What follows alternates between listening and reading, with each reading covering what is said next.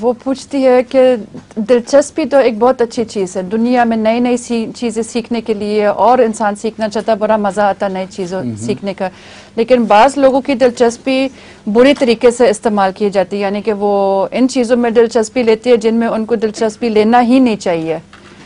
تو اس کے بارے میں آپ کا کیا خیال ہے؟ مثلا بس zum Beispiel کس چیز میں دلچسپی لیتے ہیں جس میں دلچسپی نہیں لینی چاہیے؟ کہتی ہے کہ لوگوں کی پرائیویسی میں نا وہ بہت زیادہ دلچسپی لیتی ہے کہ پتہ کرنا کہ لوگوں کی پرائیویسی میں کیا ہوتی ہے. اس پہ تو رسول قرآن کریم میں آتا ہے وَلَا تَجَسَّسُوا، کہ تجسس اختیار نہ کرو. تم پوچھ گچھ کے یہ خیال نہ کرو کہ کسی کی بات کو پکڑیں.